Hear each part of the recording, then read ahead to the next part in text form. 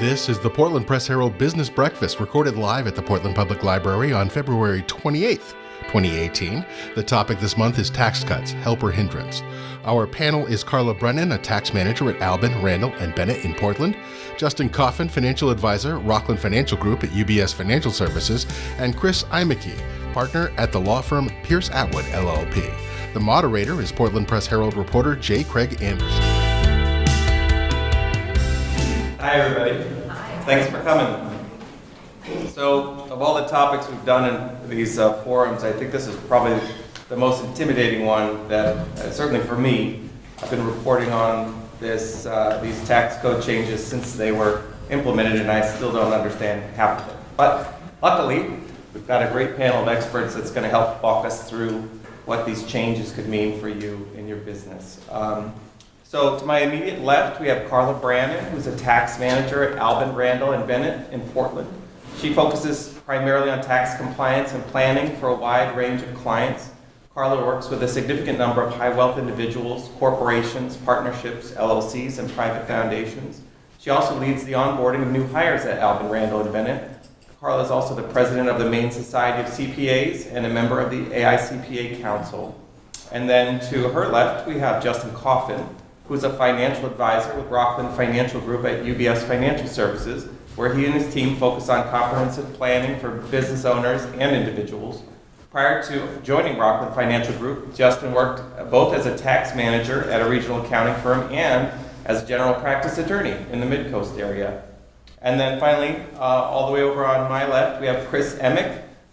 He's a partner at Pierce Atwood, LLP, who concentrates his practice on tax issues with a special emphasis on state and federal new markets tax credit programs, renewable energy tax credits, and historic rehabilitation tax credits.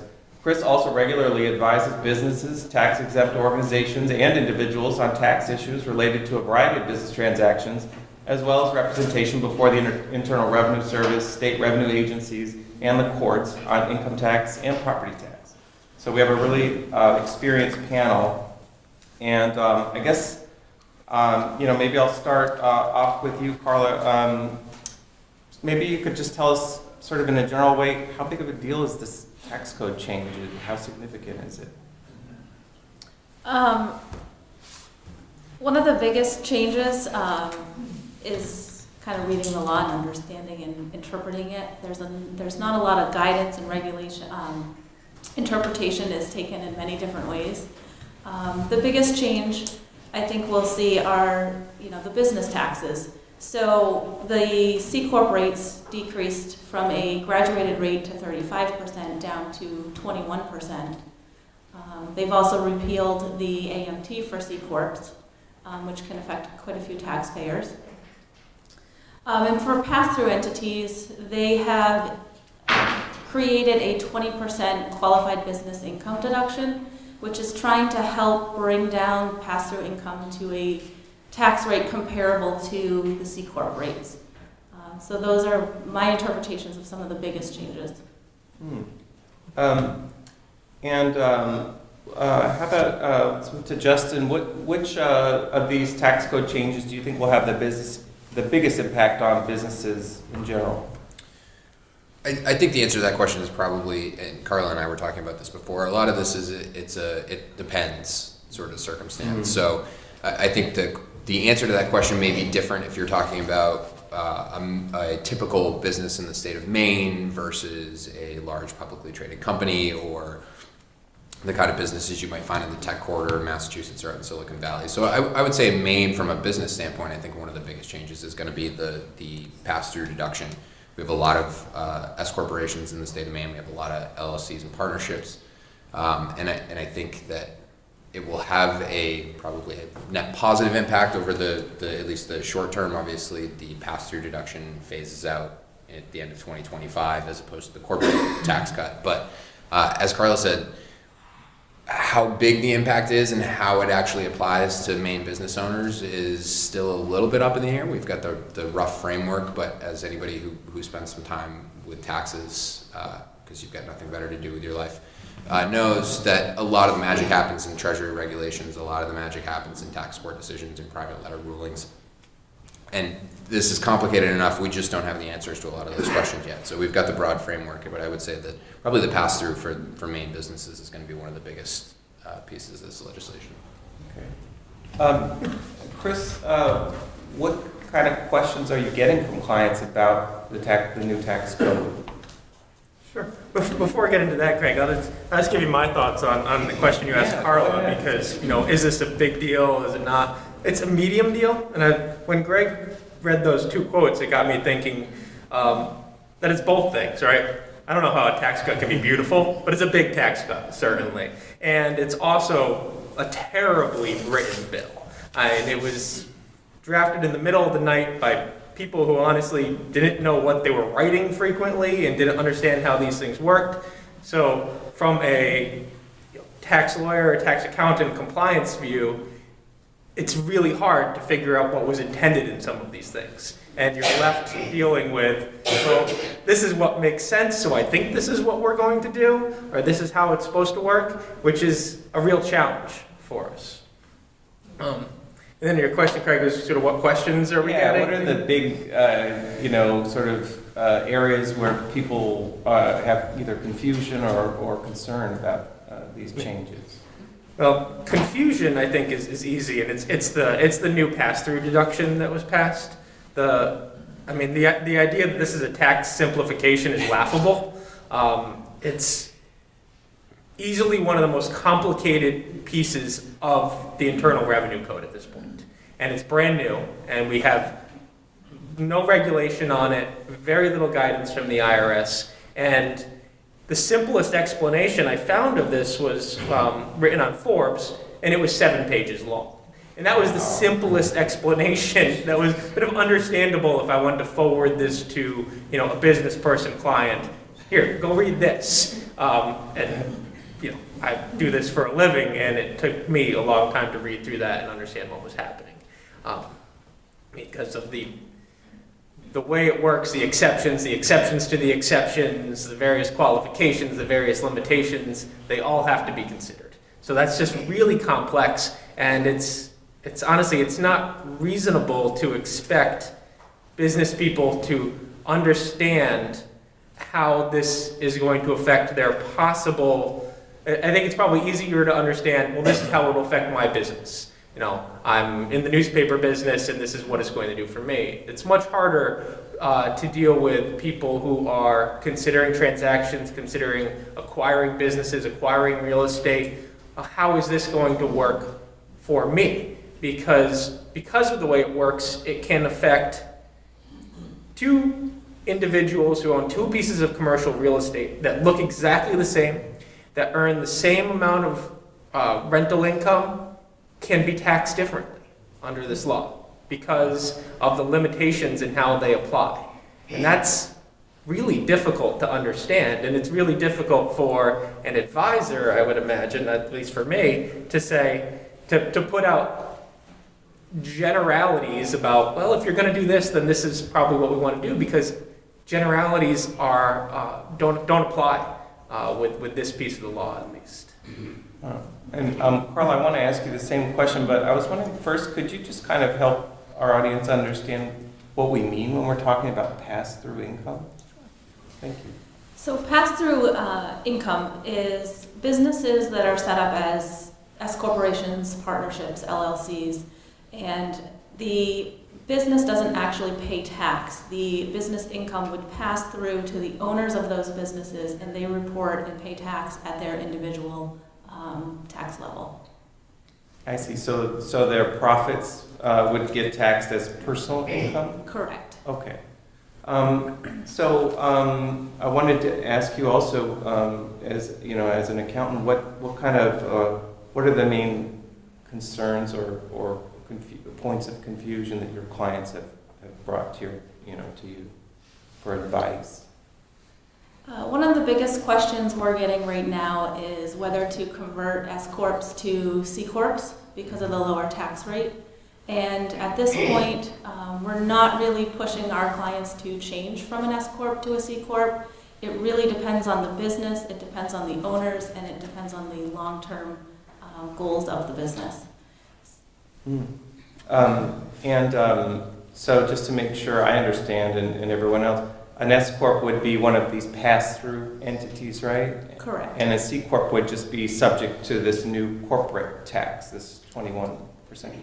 Yes. Okay. The difference with the C Corp is the corporation will pay tax, so the business income would get taxed at the corporate rate, and any distributions that are taken out of the corporation and paid to the stockholders are then taxed as dividends to that stockholder. So you have that double taxation. I see. Justin, do you have any thoughts on this issue of whether an S Corp would save money or benefit by changing to a C Corp? As Karla said, it really has to do with the circumstances of the business in particular. And I think one of the things that's important as part of that consideration is, or particularly important, is kind of the long-term plans of the business. So the reason that the double taxation is potentially an issue in general is because the corporation gets taxed, and then when you actually want to take the money out and use it for your life, you're going to get taxed again. Now, with the new combined rates, that means you're going to get taxed somewhere between a total between the business and yourself of 36 and 41%, depending on how much other money you make. So the real question, I think, or one of the questions as part of the consideration of do you convert from an S Corp to a C Corp, is going to be what are the cash flow needs of you and what are the cash flow needs of the business on an ongoing basis. If you have to take all the money out of your business every year, what's left at the end of the day because you use that to live on, probably converting to a C Corp is not going to be the best choice for you, would be my guess, depending on some other variables that you would also need to look at in terms of the rest of your income and your tax rate. But there are some interesting circumstances, I think, that particularly if you're in one of those specified business industries that I'm sure we will get to talking about the pass-through rules, that there could be circumstances in which if you don't need the cash flow necessarily and you want to be able to manage the taxes and how that cash flow comes out, that there may be an argument to be made for looking at converting to a C Corp so that you're paying a lower tax rate up front, and then you would be having the option to take the money out as dividends and pay the taxes on it over a longer period of time when you needed it.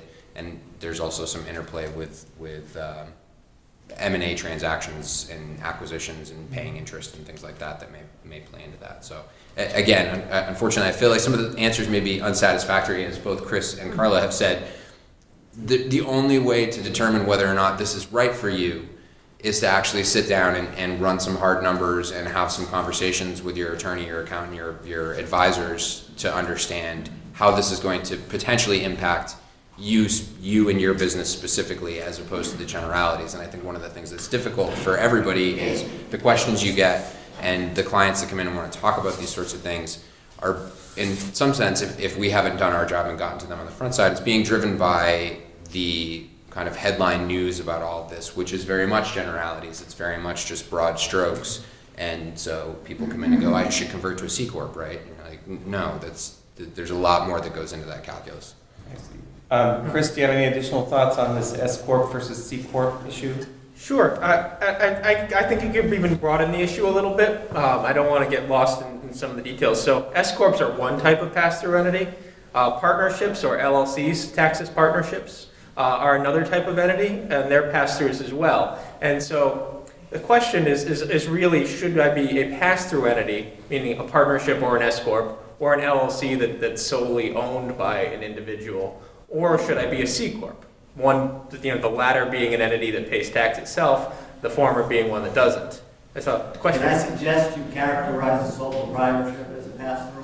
Yes. Yep. And I think some people may want to know that as well. Yep. And that's also an LLC that's solely owned is taxed as a sole proprietorship. So as long as it doesn't elect to be a C Corp, which is a possibility. So after, a couple of weeks after this tax bill passed, I got a couple of calls from clients. One said, I'm a partnership and everybody says I need to be a C Corp now. And then another one said, I'm a C Corp and everybody says I need to be an S Corp. That's just the nature of it. And the short answer for them at that point was, time out. Don't make any decisions right now. You're not going to be affected by waiting 3 months or 6 months until everything shakes out. And we understand better how this tax bill is going to be interpreted by the IRS and the courts, and honestly the likelihood that it's not going to change back in 2 years or 4 years, because that's certainly a possibility. So the choice of entity question, which I characterize as should I convert, or also I'm forming a new business, what should this be? That's the biggest issue that I deal with right now. And I think as Justin alluded to, in the past, the answer for most Maine businesses was very easy. You should be a pass-through. That was not always, but if we're going to use generalities, it was fairly common that most Maine businesses would want to be pass-through entities because you avoid that double taxation. So in a world where corporate tax rates and individual tax rates are roughly the same, most businesses are going to be better off as a pass-through entity so that they're only paying one level of tax and not two. Now we have corporate rates that are substantially lower than individual rates. And we have dividends taxed at a generally preferred rate, so that the double taxation of being in a C Corp is now a little bit higher than individual taxation being in a pass-through, but it's not anywhere near the level of difference that it was a year ago. And that changes the calculus frequently. But it's only one factor of a very long list of factors when you're trying to determine the choice of entity for your business. I have one client that is forming a new business that's going to be investing in renewable energy businesses. That's what they want to do. And for them, where they're going to be taking all the profits and reinvesting it in more investments in renewable energy businesses, and they're not going to be taking capital out for their personal living expenses, a C Corp, we determined, does make more sense for them, assuming that everything goes well for them, because you avoid that double taxation and sort of everything goes according to plan. If everything doesn't go according to plan, a pass-through taxation is more important for them. So we sat down and took a whiteboard and we made a list of pros and cons, and the lists were pretty darn even. And so it was, at some point I said, we can go back and forth on this all day long and run through all the what ifs, but you just have to make a decision. And that's no longer an easy decision to make, which makes my job more interesting because I get to have those conversations now. But that's definitely the biggest issue I'm dealing with. I'm guessing you guys deal with it as well. Yeah.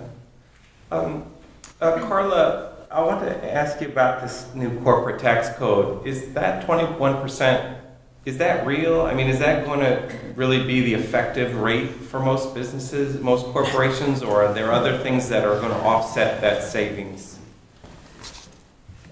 So the tax rate it's a flat 21%. It's not a graduated rate based on tax tables of, working its way based on income up to the old 35%. But there are a lot of limitations or non-deductible expenses that have been added to this new tax code. So there is a limitation on the deduction of interest expense. It's 30% of adjusted taxable income. Again, that's subject to some interpretation, and we are waiting for a little bit more guidance in order to determine exactly how that's going to play out. Businesses that have floor plan interest, that actually is not limited, but it is your net business interest expense.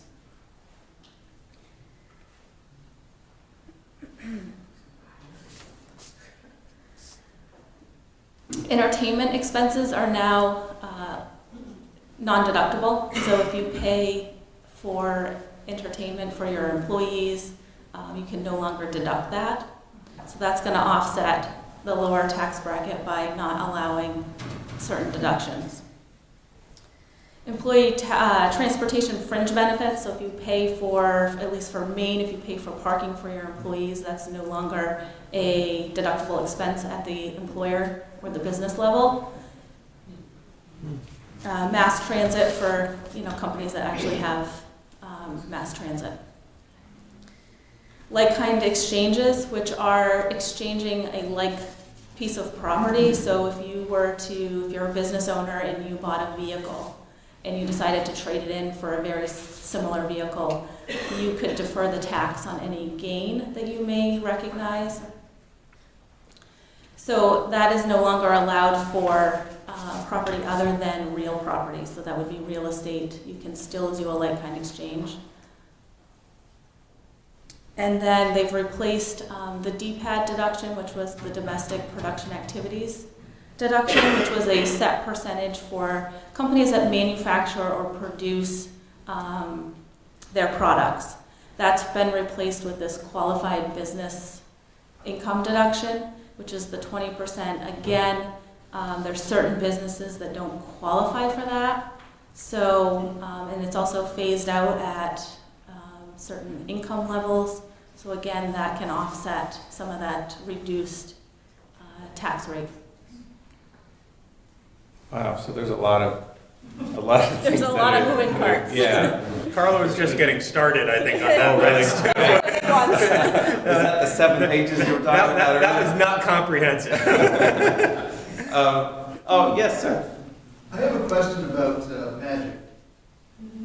And my question is this, where the funding for the IRS has been cut over the last number of years and staffing has been impacted,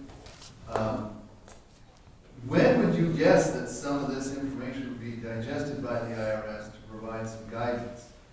So that you're not just, it reminds me of like kind of stepping on landmine. You'll take a certain stance on how you might structure your business, then you've got to wait until you get a letter from the IRS or something. Versus calling them up and say, let's talk it out. I don't call them up. If you have a couple of hours to an entire day that you would like to spend listening to on hold music, feel free to call them up. But otherwise, don't call them up. So I think we will see guidance. I think these issues are important enough that it will be prioritized. The guidance that we're waiting on and been waiting on for 5 or 10 years on other things will just continue to get pushed down. I think yesterday Treasury Secretary Mnuchin asked for $400 million of additional funds in order to implement the new tax law. So hopefully he gets that. Wow. I think in his confirmation, he spoke to Congress and said, I can't believe that the IRS's budget has been cut by $3 billion over the last 5 or 6 years. To the people who were confirming him. He said that's crazy, and people said yeah, okay, and then they cut his budget even further. So it's I think going to be difficult. It's going to be challenging. I think that on the good side, I think enforcement. For some people, enforcement no longer has the funds in order to audit as many businesses as they would like, which cuts both ways, obviously. I think there's another question. Oh yeah, go ahead, man. You don't have to be a rocket science to imagine a long line forms here to tax accountant offices, or the expansion of those firms. My question is there a deduction still for those kinds of fees and charges? If you're a business. If you're a business. But yes. if you're an individual, no. A line of people needing your assistance, okay? And so your firms are going to have to grow to accommodate all the people with a lot of questions. Are those expenses, which they will be paying to you, deductible? If you're a business, yes. If you're a if you're a person, no. Okay, so that factors into the equation. Yeah. Like a lot of things in this tax code, they favor business entities over individuals generally. Yeah. Ma'am? One of the benefits touted by this great fabulous law we had was that the employees of businesses would benefit by increased wages because the tax savings that the businesses would be having would trickle down to Maine workers, as an example. Do you see that happening with all of this confusion about the law anytime soon? Is it even clear that all businesses will save money from this? The vast majority will. Yeah. There may be a few that don't, but they're outliers. Yes. So, And I think, and I'll take a first crack at this, just because I think some of that point in particular has something of a broader kind of media scope on it that really speaks, frankly, to macroeconomics and publicly traded companies in particular, because I think there's two things to think about there. One is the headline news of, oh, businesses will have more money and therefore they will give it to employees. And then the counter to that is, well, everybody's just doing stock buybacks. And now we're talking about big publicly traded companies. At least in my experience with Maine companies in particular, these are not large publicly traded companies. They have revenues on a much smaller scale. This bill will benefit them, and it seems to me that the culture of business in this state, there may be more opportunities, frankly, where business owners are going to kind of pay it forward to their employees with some of these savings, but it may be a little premature to talk about some of that because we don't know what the savings necessarily are going to be and how they're going to shake out at this point for a lot of businesses. You know, as Kris said, some of this is we got to wait 6 months. We got to figure out what this is going to be. So, I think it will be the just bountiful harvest for employees across the country because corporations are receiving more money. I think that's probably unlikely, but I think that in an environment that we have here in the state of Maine, I think it's probably more likely than it is on kind of the massive national scale. Anyone else have thoughts on that, the trickle-down effect? Yeah, I haven't seen any of my clients, increase employee salaries or bonuses because of that, because of tax savings, but I may not be in a position where I would see it if it did happen. I think, like you, I should have read the articles, and I'm guessing like you, when it was said that all of this would be shared with employees, I rolled my eyes, I think as a lot of people did. We have a long history of tax cuts in businesses, and we can look back to the past to see, all right, of that savings, what percentage went to new capital investment, what percentage went to, workforce development or workforce hiring, and what percentage went to executives, dividends, stock buybacks. And, history has shown that those last three items are the ones that get the majority of the savings. And so far, it seems with this tax cut that that's the case. I think it's too early to say that it's definitely the case. And I think Justin's absolutely right that for smaller businesses, I think there's the chance that it will be different than looking at the GEs and the IBMs of the world. But that's pure speculation on my part. That's okay. That's what we're here for. Karla, a question I wanted to ask you is, so based on sort of the typical types of deductions that businesses take, can you get a sense that certain types of businesses or certain businesses in certain industries are going to benefit more so than other businesses or other industries, and which ones do you think will really come out on top with these changes? Architects and engineers. Yes. Why? That's true, probably true, but also a bit of a joke. There in the pass-through rules, there's a special carve-out for architects and engineers who provide personal services. The business is built on their expertise, and they're providing personal services to clients. There's a special carve-out where they get some extra special treatment that lawyers and doctors and financial advisors and accountants don't get. Well, that seems fair. I mean, I will say, I don't want my house to fall down, so I guess there's something to be said for the great value they add to society. That's interesting. So, Karla, what other industries do you think will do well, and which ones maybe not so well? I think I'm going to turn it around and say the ones that are not going to do so well. Okay. And kind of going off what Justin said, they're called specified service businesses. These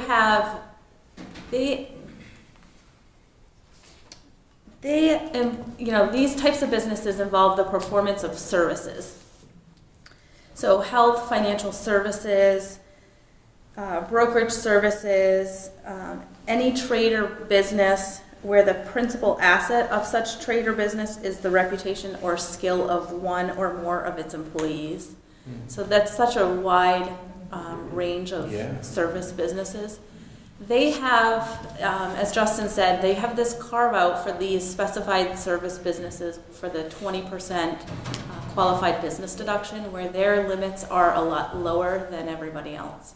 So a lot of these businesses may phase out of the 20% and they won't qualify for that deduction. So those types of businesses I think we're going to see are not going to benefit as much as others. That's interesting. Oh, yes, sir. Can you speak to, so service providers in Maine, where the family income is below $315,000, do those rules apply to them? No, if you don't hit the 315 mark, you get the 20%. Yeah. So for those service providers, they will see that 20%. Correct, and then for if you're in that specified service industry, there's I think it's a $100,000 phase out period where you start to lose some of it, and then when you hit 415 married filing jointly, you don't get the 20%. So I don't know how many lawyers at Kris I would make more than $315,000, but I imagine. Care to comment? I don't think I'm at liberty to say that, Greg. but it's a point well taken, because a lawyer who he or she and their spouse make less than $315,000 get the benefit of this 20% deduction, but one who with their spouse makes $415,000 gets no benefit from this deduction. So this is why generalities are hard to come by in this, because that's not a huge range of income to lose a pretty substantial amount of the benefit of this tax cut. I see. And so that goes back to this is the choice of entity discussion. Okay, well if you're a partner in a partnership or another pass-through entity where you and your spouse make less than that, then the pass-through certainly makes sense. If you're making more than that, now maybe a C Corp makes sense. So this is why I'm sort of just demonstrating how it's really hard to do to make generalities in this, because it's so two people who look exactly alike. Two Pierce Atwood or Herald Dana partners who make the same amount of income could be taxed differently because one spouse works and one does not, and that's it's difficult. Sounds really simple. So another question I wanted to ask, and maybe I'll start with you, Kris, on this one. So I've seen projections showing that, different types of businesses or on average, certain industries will benefit like a lot next year, but then a little bit less the next year. And then I've seen various sort of timelines that show certain industries doing really well in 5 years, some of them doing worse in 5 years. What's that all about? Why would it change over time? I think there's a lot of different factors in that. I think one is probably the change in international taxation, which getting into how that works is way beyond the scope of this conversation. It makes the pass-through deduction that we were talking about look simple. But businesses with large operations overseas ended up with a large tax bill this year, or at least a large hit on their financial accounting this year. And I think that was in the papers quite a bit after the tax bill got passed. Goldman Sachs took a $15 billion hit on their financial statements, but their stock price went up, right? Because they took a hit, but their overall taxation was going to be substantially lower because of that. So I think, over a long period of time, so I think that's part of it. Bonus depreciation is probably another part of it. So I think that's, right now, it's essentially full expensing of all capital expenses for businesses, which is a major benefit for any company that makes significant capital expenses, because you can reduce your income completely, even if that capital expense was financed and you're not out of pocket of anything. So I think those are probably the two biggest factors that I can think of, but Karla and Justin may have other thoughts. Karla, any other thoughts on that, or Justin? I'm in agreement with what you said. I am too, and I think there's some interesting, one of the themes that I think that you are getting today is that thinking about your business in the next couple of years and planning for that is what you're going to have to do. And I think the bonus depreciation and the 179 expensing, so for capital intensive businesses or businesses that are looking to make some major capital improvements and grow over the next couple of years. It's pretty clear we live in a state where we have a lot of business owners who are going to be retiring in the next 5 years.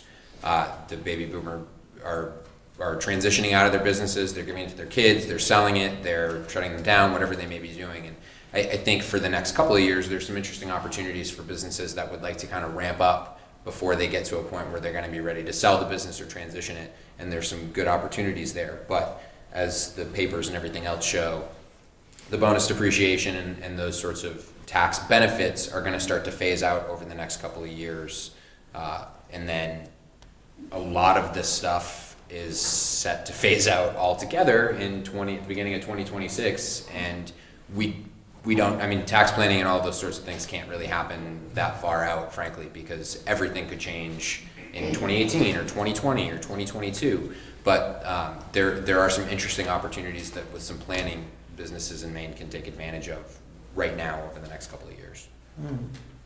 Have any of you heard any rumblings about whether these changes could end up impacting state income taxes, whether the state may make a move to bring state taxes down to be more in line with the new federal? So I can take that or answer it as best as I can because I don't think there's a clear answer on that. I think it's very unlikely that the Maine's corporate income tax rate is going to drop. I think it's at 8.5 or 8.9, something like that right now, which is high. It's high compared to the other states. It's one of the highest in terms of corporate income tax rates, but hardly anybody actually pays it. So it's an area, I would say this, hardly any Maine-based businesses pay a substantial amount of Maine corporate income tax. And that's because they're pass-throughs. And that's because the large corporations in Maine that are C-Corps, so think WEX and IDEX and those, they don't pay a lot of Maine income tax because they're multi-state businesses and because of the way the apportionment rules work. So just I'll give you the real quick example on that. So thinking of a business like WEX or IDEX, 20 years ago, income tax would be apportioned based on where the company had its sales, where it had its property, and where it had its employees, all in an equal ratio. Now it's all sales, as almost every other state is. And that's to make Maine more competitive, just as other states have made it more competitive. So a business that locates in Maine and hires 5,000 employees in Maine, but which only sells its product in the other 49 states or internationally, pays zero Maine corporate income tax. So for businesses, I keep picking on IDEX, that contribute so much to the Maine economy because of all the people that it has here and all the work it does, it actually doesn't end up paying all that much Maine corporate income tax because a small portion of its sales are in Maine. A much larger portion are to out of state just because of the size of Maine. So that's a good thing for the state. At least in my view, that's a very good thing for the state because it encourages businesses to locate here and doesn't create a disincentive for them to locate here because of our high tax rate.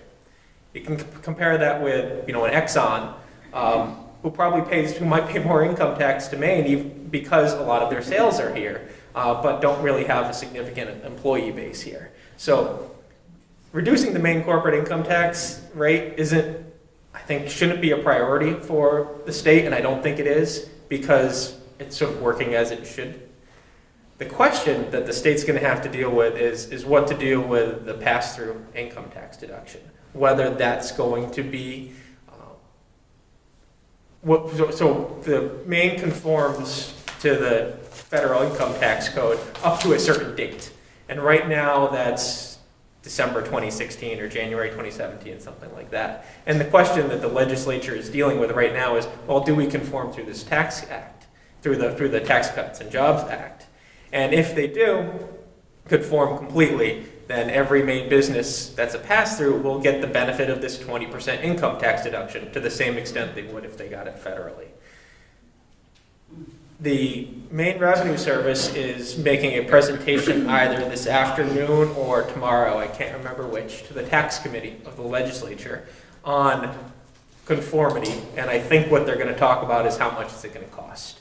And that's really the big question for the legislature when they talk about whether to conform to this 20% deduction. Because I think it would be a substantial cost to the state. And so I think it's probably unlikely they will conform because of that cost. Whether they should or not, that's beyond what I should answer. But I think it's unlikely they will. So they would just keep the rules the way they were before the tax code changes? Is that their other option? What they would do is this. So this is in there's a section in the Maine statutes, Title 36, that has adjustments. So the starting point for Maine taxable income is federal taxable income, subject to numerous adjustments. So one of those adjustments will be disregard the 20% income tax deduction for pass-through entities.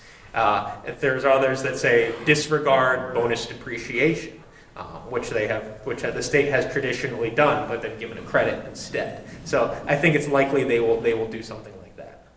I see. But that's obviously pure speculation. I think we'll probably know a little more when the Maine Revenue Service reports to the legislature on what it would cost to conform. I see. So the cost would be how much money that state would lose in tax revenue as a result of conformity. Yes, exactly. Another question I want to ask. We talked already about pass-through entities versus sort of traditional corporations, but one thing I've been asked by readers, and I don't know the answer, is it difficult to change your corporate structure? Like, can anyone do it at any time if they want to? Karla, do you have any thoughts on that? So right now, if you were an S Corp and you wanted to revoke your S election, it has to be done by March 15th. We're not sure whether they're going to allow late revoking of that S election at this point. If you were going to do it for 2018 tax year, you would have to do it by March 15th. We're still kind of waiting to see if they're going to allow them to be late just because of the timing of the new tax law. I see. Justin, go ahead. I think an interesting, and the technical details of some of these changes are superfluous to the conversation, but there were some changes in the bill that deal with specifically converting from the understanding that this may drive some people to make some conversions and some changes to make it actually a little easier and a little more favorable to make those conversions. But for anybody thinking about it, obviously, you need to go talk to professionals about it, because in addition to can anybody do it, how do you do it, you revoke, or you make an S election, or you check the box for your LLC. There's a whole host of other issues beyond just the actual dollar figures from a taxation standpoint that play into that, like who can be an S Corp shareholder, and what does having a partnership mean for the documents that you need in order to allocate all of the income and the distributions to people, and that it's relatively easy to do, but it's one of those things that you don't want to do without some professional guidance, not just for the dollars and cents, but also for the other legal implications that arise out of being in a different corporate formation than you are now. It's a complicated analysis, especially going from C Corp status to S Corp or partnership status. That can be potentially very expensive, especially C Corp to partnership status. It's less expensive going into C Corp status, but there are so many factors in making that determination that even businesses that like I said before, I don't want to beat a dead horse, but businesses that look the same, you can come up with two different answers because of one little factor that may not be obvious on the surface. I'd like to open up the questions to the audience if anyone would like to ask anything. Sir, go ahead. Karla earlier was talking about certain service companies or pass-through entities either not qualifying or phasing out the 20% deduction. How will real estate investment be treated that are owned by LLCs or pass-through entities? I think they don't fall under that, right? Well, some of that would depend. So the question, if you just own a piece of rental property, I don't believe that's a qualified business income. Right. You can get the 20% deduction for real estate businesses, for rental real estate. It's not the service income that would be limited. So even if you're actually running a real estate management company where you're providing real estate management services as part of that. I believe so, yeah. Okay. That's my That's read why on he's it. here. I suppose I could be wrong. Whenever smart people give me a side eye, I want to question whether I said it's correct. But as a general rule, and if there's a benefit that could possibly accrue to somebody in the real estate business under this bill, it is going to accrue to the person in the real estate business under this bill. Yeah, you question why that would be, but that's generalities I've told you not to go, but real estate businesses are preferred. Go back to your prior question of who will do well, real estate businesses will do well. Yeah, that's interesting. Who else would like to ask a question? Ma'am? Could you help me understand simply how the new tax code incentivizes redevelopment of historic property through the historic tax credit? Sure. So there's. He's the expert. I'm happy to answer, but I don't want to jump in. No, this is your So the historic tax credit has not changed substantially under this bill. So the historic tax credit, federal historic tax credit, generally has been a 20% tax credit for the cost of qualified expenditures rehabilitating historic building. So that's a building that's in the National Register of Historic Places, or is a business, or is a piece of real estate within a historic area that contributes to the historic nature of that. So that essentially effectively is designed to reduce the cost of doing that, and there are a number of investors who will invest in exchange, who will put money in so that they are allocated all of those credits, called tax equity. And that's a lot of what I do, is dealing with that tax equity investment for those historic rehabilitations. The Tax Cuts and Job Act, after quite a bit of lobbying by quite a few close friends of mine, did not change that dramatically, although there was a big concern that it would. It actually had eliminated the credit in an original draft. Now, the only change that was made is that instead of that 20% tax credit being able to be taken in year one, it's now taken ratably 4% each year over 5 years. So there's a little less value to the credit because of the time value of money, but it's not changing things substantially. And I don't think it's going to affect, other than maybe very marginal projects, it's not going to affect the projects being done. And, yes, back there.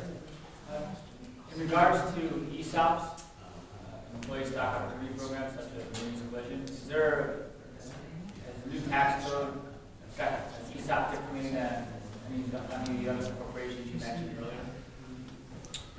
I don't believe it actually affects the ESOP itself differently. I think the interesting question is going to be particularly, so for the interest deduction in particular is part of that. A lot of ESOPs end up being funded with leverage, right? A full cash buyout ESOP is not the typical. It's usually a leverage buyout, which means there's interest being paid to the prior owner of the company to buy their stock. It's all in the ESOP trust, and the company makes payments and gets to deduct those payments. And correct me if I'm wrong, I believe there's a threshold. So if your business makes less than $25 million in gross receipts, the interest deduction is not applicable to you. But for ESOPs, we're usually talking about a bigger company. So there's potentially some issues with that interest expense deduction. And I think the interesting question over the next number of years is going to be what impact that has both on general M&A transactions, but specifically on ESOP transactions, because those are typically levered deals. And if you can't deduct the interest to the same extent that you could before, that's going to change the valuation calculus when you're trying to figure out what that buyout number is going to be. But I don't think, or at least I haven't read anything up to this point, that other than the interest deduction piece of it in particular, that it's would affect an ESOP company differently than it would affect a typical C corporation. Yeah, I'm not aware of anything either other than what Justin said.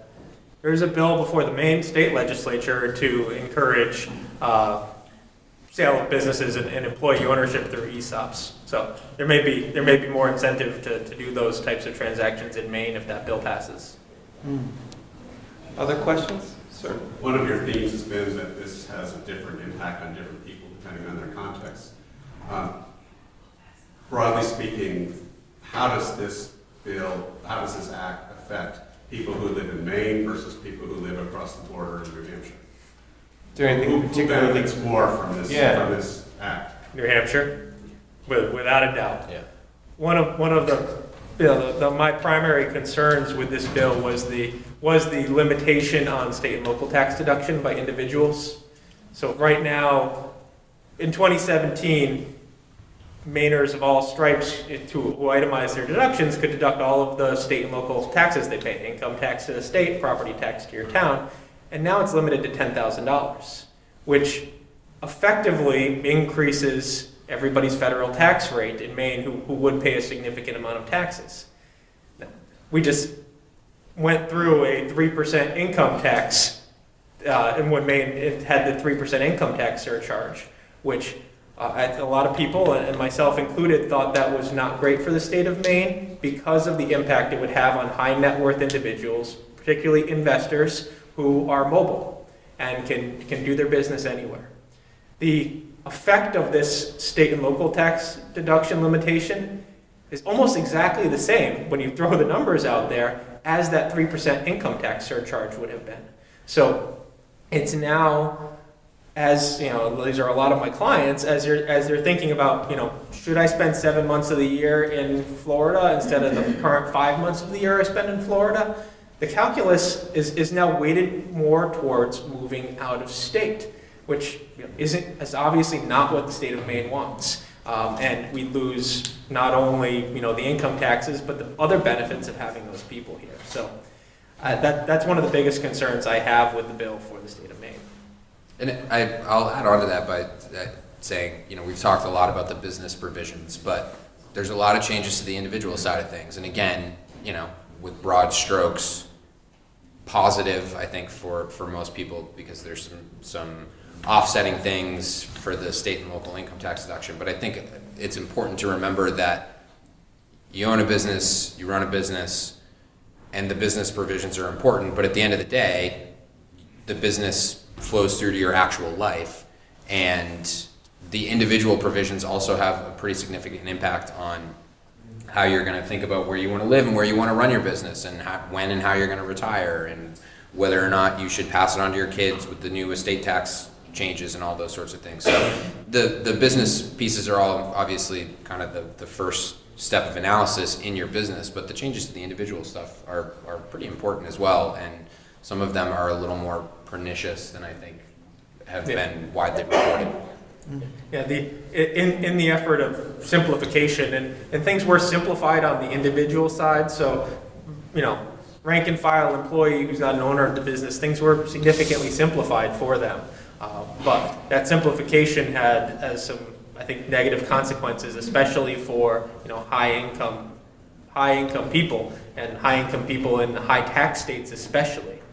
And Maine is one of those. Yes, sir. Can I follow up on what Kris just mentioned?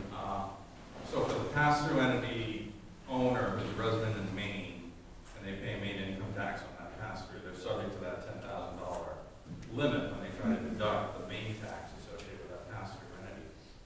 But is there any flavor in Augusta or any motivation, do you think, to maybe try to assess that Maine tax on the pass-through entity itself at that level, which might result in a federal deduction that could benefit people like that? I haven't heard that. I think it's not a terrible idea, but I haven't heard anybody mention that. And in a lot of the states, there are other high tax states, California and New York especially, there are efforts to sidestep this $10,000 limitation on state and local tax deductions. I haven't heard that in Maine. I think in those other states, you're dealing with single government on the left, and so there's more of an effort to do that. I think with our governor and with the Senate being controlled by Republicans, I don't see an effort to effectively undermine Donald Trump's big beautiful tax cut act like there are in New York and California. Any other questions? Well, I had one other question that's just something that I didn't mention to you guys in advance, but it just came up yesterday and I was curious. It's economic development related.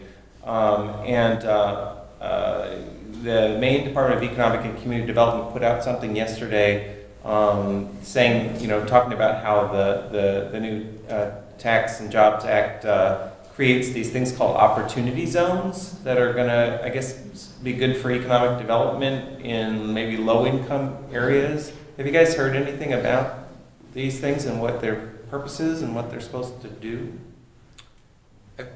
I know quite a bit about it. But Yeah. I was going to say, I read a little bit yesterday about that and also a particular code section that I was going to ask Kris about today. So, by all means, enlighten us. Go ahead. Sure. What is it?